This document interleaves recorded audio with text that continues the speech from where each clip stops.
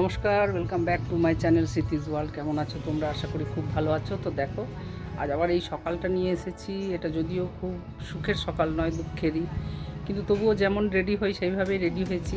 আমার এক মামাতো ভাই হঠাৎ মারা যায়, তার আজকে শ্রাদ্ধাদি। তাই আমি চিত্তরঞ্জন থেকে যাব জামতারায়। জামতারা তাদের বাড়ি, তো সেইখানে যাব। সেই উদ্দেশ্য নিয়েই আজকে একটা ছোট্ট ব্লগ নিয়ে আসবো। তাই তোমরা সবাই সাপোর্ট করো। যেসব বন্ধুরা নতুন দেখছো তাদের কাছে একটাই রিকোয়েস্ট, যদি ভালো লেগে থাকে তাহলে আমার সাবস্ক্রাইবটা করে দিও, আর বেল আইকন টিপে দিলে আমার নোটিফিকেশান পৌঁছে যাবে তোমাদের কাছে। তাহলে আমার ব্লগগুলি তোমরা দেখতে পারবে। আমি অনেক কষ্ট করেই ব্লগ করি, অনেক জায়গা ঘুরে ঘুরে, অনেক জায়গা গিয়ে কোথাও হয়তো কথা বলতে পারি না, কোথাও হয়তো একটু গাড়ির আওয়াজ আসে, হর্ন আসে, কথাবার্তার আওয়াজ আসে, কিন্তু আমাকে অনেক জায়গায় লুকিয়ে চুপিয়েও তোমাদের জন্য আমাকে ভয়েসটা দিতে হয়। তাই তোমাদের কাছে একটাই রিকোয়েস্ট যে তোমরা যেন নিরাশা করো না, তোমরা দেখো ব্লগ, এবং সবাইকে বলছি ভালো ভালো কমেন্টস করো। তো আজকে যে যাব সেখানে দেখা যাক কতক্ষণে বেরোতে পারছি, কতক্ষণে কী, কারণ না এখান থেকেও দূরের রাস্তা, চিত্তরঞ্জন থেকে জামতারা অনেকটাই। তাই আমি যাব, বোনের বাড়িতে চলে এসেছি, এখান থেকে আমরা যাব।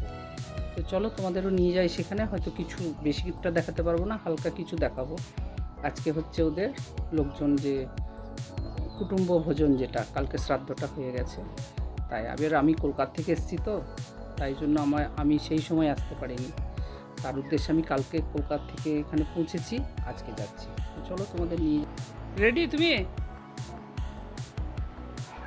দেখো সব কার্ড নিয়ে ব্যস্ত। পয়সা দিবি নাকি? দে, এই তো পয়সার ব্যাগ নিয়ে বসে আছে। দে দে দে, আমায় দে কিছু।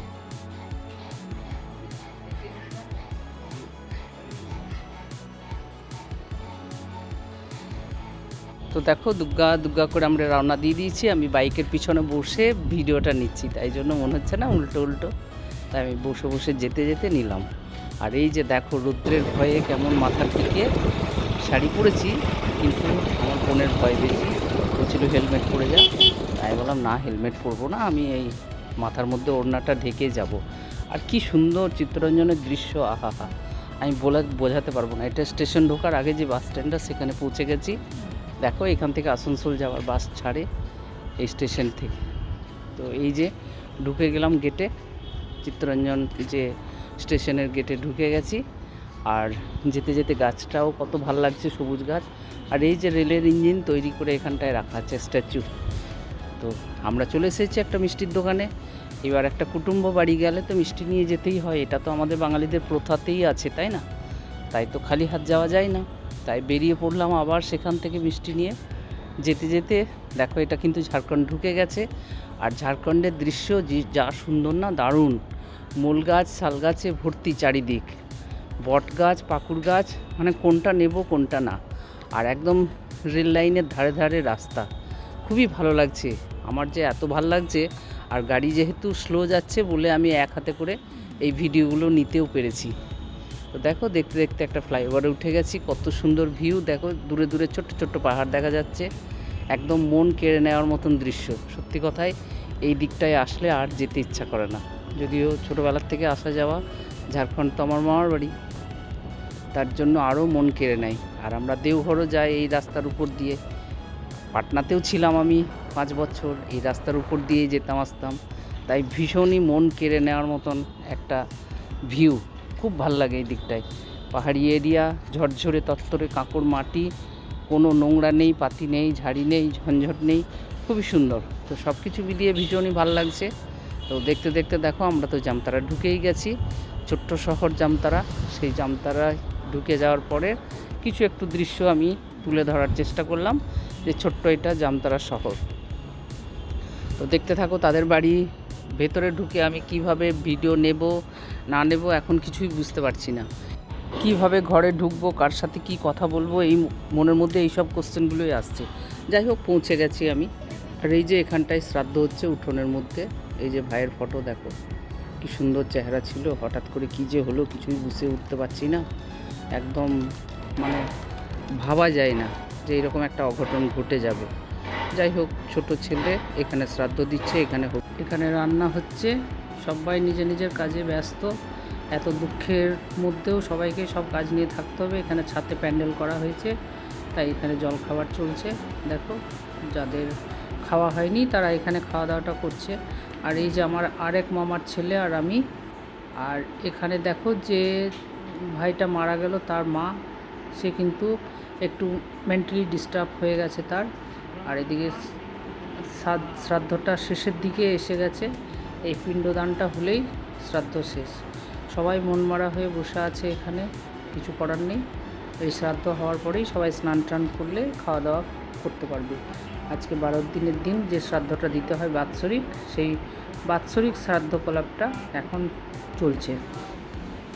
দেখো, এই ছেলেটা এখন BCA ফার্স্ট ইয়ারে পড়ছে। কত বাচ্চা ছেলে, সে মা বাবাকে হারিয়ে ফেললো। তো এত বড় দুঃখের আর কি বলবো, আমারও বলার কিছুই পাচ্ছি না। আর এই যে মৎস্য ভাত বলে, তাই পাতে প্রথম মাছ ভাজা দিতে হয়। যাই হোক, মাছ ভাজা দিয়ে শুরু, এরপরে সবাই খাওয়া দাওয়া করবে। যাই হোক, আমাদেরও দেখো বসে গেছি, খাওয়া দাওয়া হয়ে গেল। কিছু করার নেই, খেতে তো হবেই।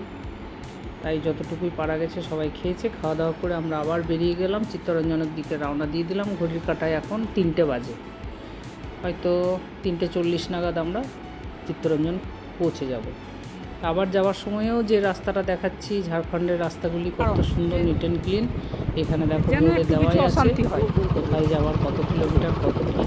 তো সেইভাবে আমরা এগোচ্ছি রাস্তা দিয়ে। আর ঝরঝরে তত্তরে ছোট্ট ছোট্ট গ্রামগুলি মানে ভীষণই ভালো লাগে। দেখো, এখানে ফ্লাইওভার হয়ে গেছে রেল লাইন ক্রস করার জন্য, সেটাও কিন্তু খুব দ্রুত গতিতে কাজটা সেরেছে এবং খুব ভালো হয়ে গেছে। এটা কত জনের কত উপকার হচ্ছে। একদম দিল্লি পাটনা যাওয়ার জন্য ফ্লাইওভারটা হয়েছে রেলগেট ক্রস করে। তো দেখো, এই ছোট্ট ছোট্ট গ্রামগুলি কত সুন্দর সাজানো গোছানো গ্রামগুলি না, ঝরঝরে তত্তরে, ভীষণই ভালো লাগছে আমার দেখে, সত্যি কথায়। একদম ফাঁকা ডাঙা দেখে গেছি কিছুদিন আগে, কয়েক বছর আগে আর কি, 7-8 বছর। আর এখন কোথাও থেকে এসে হয়তো বসবাস করেছে বা নতুন নতুন ঘর করে আছে সবাই। খুব ভালো লাগলো দেখে আমারও, যে ঝরঝরে গ্রামগুলি, সত্যি কথায় এত পরিষ্কার পরিচ্ছন্ন গ্রাম দেখা যায় না। তাই খুবই ভালো লেগেছে। তারপরে কোথাও কোথাও দেখছি আবার বড় বটের গাছ, বৃক্ষ, শাল গাছ, মূল গাছ, সেগুলোও দেখে খুব ভালো লাগলো। কাঁঠাল গাছ, ঘরগুলি দেখো কত সাজানো গোছানো, ফুল টুল দিয়ে, বেশ ভালো। আবার একটু পরে দেখবো আবার কোথাও একটা ছোট্ট গ্রাম পেয়ে গেছি। তো কিছু দূর যাওয়ার পরে পরে ছোট্ট ছোট্ট গ্রামগুলি, এবং কিন্তু কোনোটা নোংরা গ্রাম আমি দেখলাম না, খুব ঝরঝরে পরিষ্কার পরিচ্ছন্ন। আর এই ডাঙা জমি আমার ভীষণই ভালো লাগে, তার জন্য মন কেড়ে নিচ্ছে। যদিও পাটনাতে আমি 5টা বছর ছিলাম। আর এই দেখো কত দ্রুত গতিতে ট্রেনটা যাচ্ছে।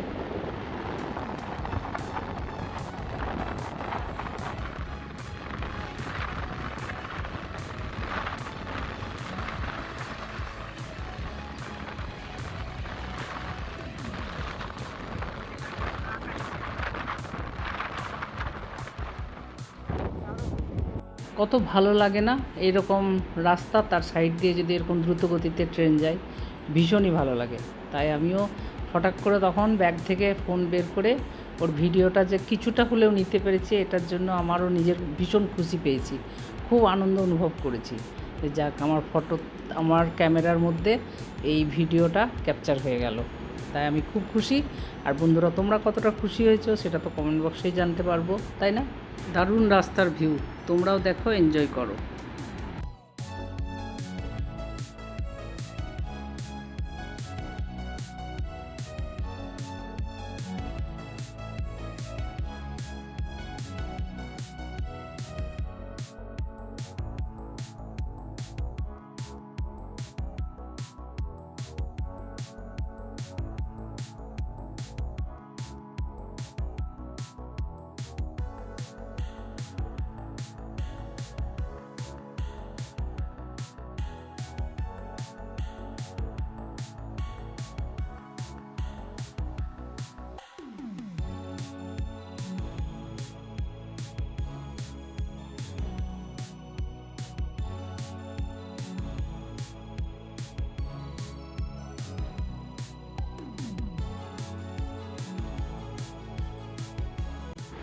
আর এই যে দেখো, দ্রুত গতিতে এগোতে এগোতে আমরা চিত্তরঞ্জন যে ক্যাম্পাসের ভেতরে ঢুকেই পড়েছি।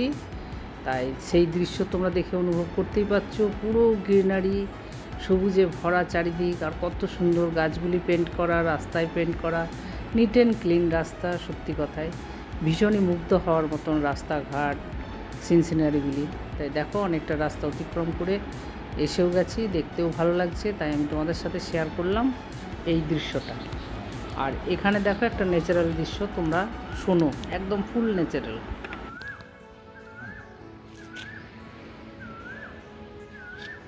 সুন্দর ন্যাচারাল।